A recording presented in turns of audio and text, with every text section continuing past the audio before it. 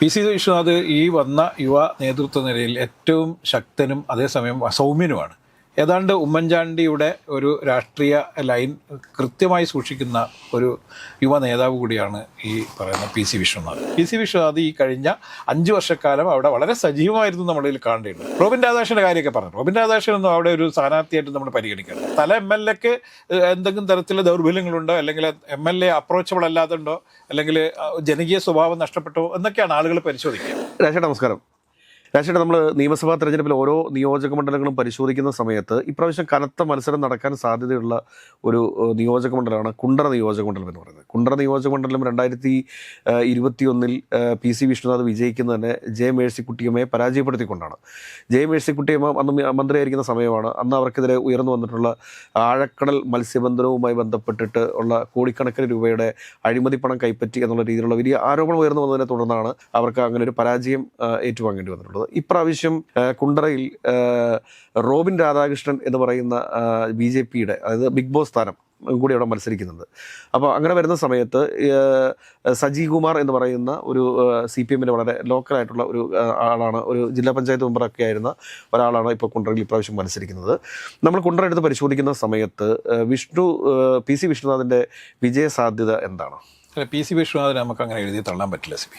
കാരണം അതിൻ്റെ കാരണം എന്ന് പറയുന്നത് നമുക്കറിയാം. ചെങ്ങന്നൂരിൽ അദ്ദേഹം MLA ആയി വരുന്നതിൻ്റെ ഒരു ചരിത്രമൊക്കെ അറിയാം.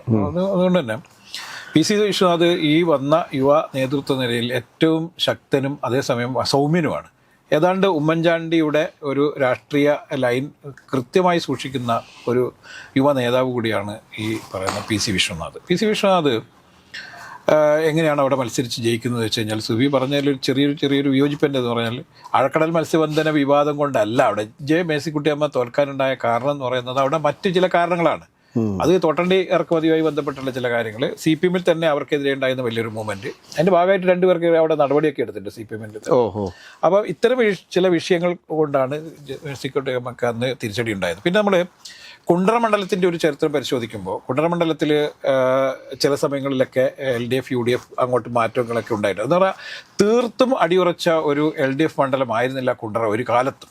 മാറി മറിഞ്ഞൊക്കെ കൊണ്ടിരുന്നതാണ്. MA ബേബിയൊക്കെ 2 തവണ അവിടെ മത്സരിച്ച് ജയിച്ച് ചരിത്രമൊക്കെ ഉണ്ടെങ്കിൽ പോലും MA ബേബി മന്ത്രിയാകുന്നതൊക്കെ ആ സമയത്ത് അവിടെ വിജയിച്ചിട്ടായിരുന്നു. ഇപ്പം സെബി പറഞ്ഞു അവിടെ ഒരു ലോക്കലായിട്ടുള്ള ഒരാളാണ് അവിടുത്തെ ഒരു LDFൻ്റെ സ്ഥാനാർത്ഥിയെന്ന്. അത് ചിലപ്പോൾ വലിയ തരത്തിൽ തന്നെ ആളുകൾക്കിടയിൽ സ്വാധീനം ചെലുത്തിയേക്കാം.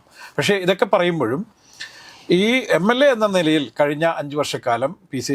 വിശ്വനാഥ് ഭരണകക്ഷി അല്ലാതിരുന്നിട്ട് പോലും അവിടെ കുറേ വികസന പ്രവർത്തനങ്ങൾക്കൊക്കെ നേതൃത്വം കൊടുക്കാൻ പറ്റിയിട്ടുണ്ട്. മാത്രമല്ല അദ്ദേഹം അവിടെ MLA ഓഫീസ് എല്ലാ കാലത്തും തുറന്നു വയ്ക്കുകയും എപ്പോൾ വേണം ആർക്ക് വേണമെങ്കിലും അവിടെ പി.സി. വിശ്വനാഥായിട്ടുള്ള കമ്മ്യൂണിക്കേഷൻ എളുപ്പമായിരുന്നു.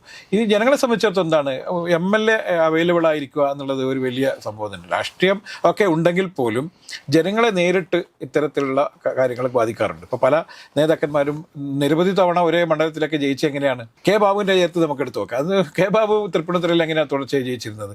അങ്ങനെ ചില നേതാക്കന്മാർ തുടർച്ചയായിട്ടൊക്കെ ജയിക്കാനുള്ള ഒരു പ്രധാനപ്പെട്ട കാരണം എന്ന് പറയുന്നത് അവർക്ക് എപ്പോഴും ജനങ്ങൾക്കിടയിൽ ജീവിക്കുന്നു, ജനങ്ങൾക്ക് എല്ലാവരുടെ സുഖദുഃഖങ്ങളിലെല്ലാം പങ്കെടുത്തുകൊണ്ട് അവർ ജനങ്ങൾക്കിടയിൽ നിലനിൽക്കുന്നതുകൊണ്ടാണ്.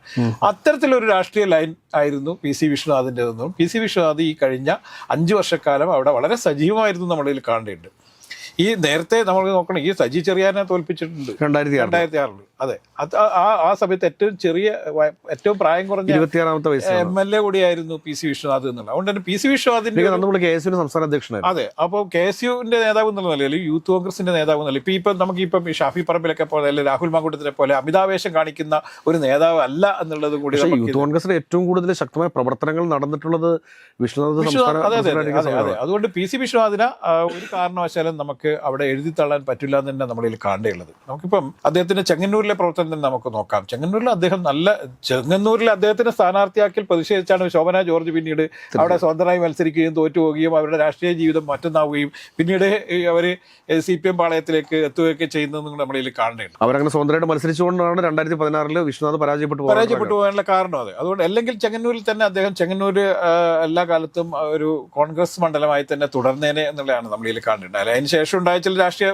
മാറ്റങ്ങളൊക്കെ നമ്മൾ വേറെയും പരിശോധിക്കപ്പെടേണ്ടതുണ്ട്. അതൊക്കെ വേറെ വിഷയം. പക്ഷെ നമ്മൾ നമ്മളിപ്പോൾ ചെങ്ങന്നൂരല്ലല്ലോ സംസാരിക്കുന്നത്, കുണ്ടറ ആയതുകൊണ്ട് തന്നെ കുണ്ടറയിൽ മറ്റൊരു കാര്യം എന്ന് പറയുന്നത് ഏറ്റവും കൂടുതൽ തൊഴിലാളികൾ ഉള്ള ഒരു പ്രദേശം കൂടിയാണ് എന്ന് കാണണം. അപ്പം ഈ തൊഴിലാളികൾക്കിടയിലൊക്കെ ജെ മേഴ്സി കുട്ടിയമ്മയ്ക്ക് ആദ്യകാലങ്ങളിൽ ഉണ്ടായിരുന്നു, അല്ലെങ്കിൽ ഒരു തൊഴിലാളി പാർട്ടിയുടെ നേതാവ് എന്നുള്ള നിലയിൽ ജെ മേഴ്സി കുട്ടിയമ്മയ്ക്ക് ഉണ്ടായിരുന്ന സ്വീകാര്യതയൊക്കെ പിന്നീട് മന്ത്രിയായപ്പോൾ ഇല്ലാതായി എന്ന് കൂടി നമ്മളിൽ കാണുന്നുണ്ട്. ഈ ഇത്തരം വിഷയങ്ങളൊക്കെ ഈ ഒരു 5 വർഷം കഴിയുമ്പോഴും അവിടെ ചർച്ചയായിട്ടുണ്ട്, അല്ലെങ്കിൽ അത് തന്നെയാണ് ഇപ്പോഴും അവിടെ നടക്കുന്ന ഒരു ചർച്ച എന്നുള്ളതും ഈ LDFന്റെ സ്ഥാനാർത്ഥിക്ക് ചില തിരിച്ചടികൾക്ക് കാരണമാകാൻ ഒരു പ്രധാനപ്പെട്ട ഒരു കാരണമാകും. പിന്നെ റോബിൻ രാധാകൃഷ്ണന്റെ കാര്യമൊക്കെ പറഞ്ഞു. റോബിൻ രാധാകൃഷ്ണൻ ഒന്നും അവിടെ ഒരു സ്ഥാനാർത്ഥിയായിട്ട് നമ്മൾ പരിഗണിക്കേണ്ട. കാരണം ഈ റോബിൻ രാധാകൃഷ്ണൻ ആളുകൾ അറിയുന്നത് തന്നെ എങ്ങനെയാണ്, അതുകൊണ്ട് അവരൊക്കെ ഈ ഒരുതരം വീഡിയോ പേഴ്സൺസ് മാത്രമാണ്. അല്ലെങ്കിൽ ഈ എന്താ പറയേണ്ടത് അറുബോറൻ പരിപാടിയായ ബിഗ് ബോസിലൊക്കെ വന്നതുകൊണ്ട് തന്നെ സാധാരണക്കാരായ തൊഴിലാളികൾക്കിടയിലൊന്നും അത്തരത്തിലൊരു സ്വീകാര്യത ഉണ്ടാകാനുള്ള സാധ്യത വളരെ കുറവാണ്. അതുകൊണ്ട് PC വിശ്വനാഥിനെ സംബന്ധിച്ചിടത്തോളം അദ്ദേഹത്തിന് ഒരു സേഫ് സോണായിരുന്നു. PC വിശ്വനാഥ് കഴിഞ്ഞ പ്രാവശ്യം അല്ലെങ്കിൽ മത്സരിക്കേണ്ടിയിരുന്നത് കൊല്ലത്തായിരുന്നു. കൊല്ലത്ത് അദ്ദേഹത്തിന് സ്ഥാനാർത്ഥിയാക്കും എന്നുള്ള ഘട്ടം വന്നു. അദ്ദേഹത്തിന് സ്ഥാനാർത്ഥിയായി പരിഗണിക്കുകയും കോൺഗ്രസ് അത്തരത്തിലുള്ള ചില നീക്കങ്ങളൊക്കെ നടക്കുന്ന സമയത്താണ് അന്ന് ബിന്ദുകൃഷ്ണ അവിടെ വലിയ കലാപമായിട്ട് വരികയും ബിന്ദുകൃഷ്ണനെ സ്ഥാനാർത്ഥിയാക്കിയില്ലെങ്കിൽ വലിയ പ്രശ്നങ്ങൾ ഉണ്ടാവുന്നു, മണ്ഡലം പിടിച്ചെടുക്കണമെങ്കിൽ ഞാൻ തന്നെ വരണമെന്ന് പറഞ്ഞാണ്. അല്ലെങ്കിൽ മുകേഷ് അത്രയോളം ജയിക്കില്ല, വലിയ ഭൂരിപക്ഷത്തിലല്ല അന്ന് മുകേഷ് ജയിച്ചത്. കൊല്ലം ഇല്ല എന്ന് കണ്ടപ്പോഴാണ് അദ്ദേഹത്തിന് തൊട്ടടുത്ത സ്ഥലമായ കുണ്ടറയിലേക്ക് പരിഗണിക്കപ്പെട്ടത്. പിന്നെ മാത്രമല്ല അദ്ദേഹം ചെങ്ങന്നൂരുകാരനല്ല, യഥാർത്ഥത്തിൽ ഈ കുണ്ടറ മണ്ഡലത്തിന്റെ അടുത്തുള്ള പ്രദേശത്ത് തന്നെ ജീവിക്കുന്ന അല്ലെങ്കിൽ ജനിച്ചു വളർന്ന ഒരാളാണ് PC വിശ്വനാഥ്. അല്ലാണ്ട് PC വിശ്വനാഥ് അന്ന് മത്സരിക്കുന്ന സമയത്ത് പറഞ്ഞത് കൊല്ലത്തേക്ക് അദ്ദേഹത്തിനെ ഇവിടുന്ന് ആലപ്പുഴയിൽ നിന്ന് മാറി എന്നൊക്കെ പറഞ്ഞു. അങ്ങനെയൊന്നല്ല ചരിത്രം. അദ്ദേഹത്തിന് നല്ല വേരുകളുള്ള ആളുകൾ തന്നെയാണ്. ആ പ്രദേശമായിട്ട് നേരത്തെ തന്നെ ദീർഘകാലമായിട്ട് നല്ല അടുപ്പവും ബന്ധമൊക്കെയുള്ള ആൾ തന്നെയാണ് PC വിശ്വനാഥ്. അതുകൊണ്ട് അദ്ദേഹത്തെ രാഷ്ട്രീയ മാത്രമായി അല്ലല്ലോ ഒരു MLA അല്ലെങ്കിൽ ജനപ്രതിനിധിയെ തിരഞ്ഞെടുക്കുന്നതിന് ഒരു കാരണം അദ്ദേഹത്തിന്റെ പ്രവർത്തനങ്ങളും അദ്ദേഹം ജനങ്ങളുമായിട്ട് നടത്തുന്ന ഒരു ആശയവിനിമയവും അടുപ്പമൊക്കെ തന്നെയാണ്. അതൊക്കെ അവിടെ ബാധിക്കും എന്നുള്ളത് തന്നെയാണ്. അതുകൊണ്ട് കഴിഞ്ഞ പ്രാവശ്യം ഏറ്റവും കൂടുതൽ ഇടത് തരംഗം ആഞ്ഞടിച്ച ഒരു സമയത്ത് പോലും അന്ന് നിലവിലുണ്ടായിരുന്ന സിറ്റിംഗ് MLA മേഴ്സിക്കുട്ടിയമ്മക്ക് അവിടെ അടി പതറിയിട്ടുണ്ടെങ്കിൽ ഇത്തവണയും അദ്ദേഹം തന്നെ അവിടെ തുടരും എന്നുള്ളത് തന്നെയാണ് ഞാൻ ഈ സണ്ണി ജോസഫിനെ പോലുള്ള KPCC പ്രസിഡന്റുമാർ പോലും അറിയാതെ പറഞ്ഞു പോകുന്ന ചില കാര്യങ്ങളുണ്ട്. കാരണം എന്താണെന്ന് ചോദിച്ചു കഴിഞ്ഞാൽ റോഡുകളൊക്കെ നന്നായി കിടക്കുന്നത് കൊണ്ട് എനിക്ക് പെട്ടെന്ന് ഓടിയെത്താൻ വേണ്ടി പറ്റുന്നുണ്ടെന്നുള്ളത്. പറഞ്ഞാൽ സംസ്ഥാന സർക്കാരിന്റെ വികസനത്തെയും നമ്മൾ കാണാതിരിക്കാൻ വേണ്ടിയിട്ട് സാധിക്കുന്നില്ല.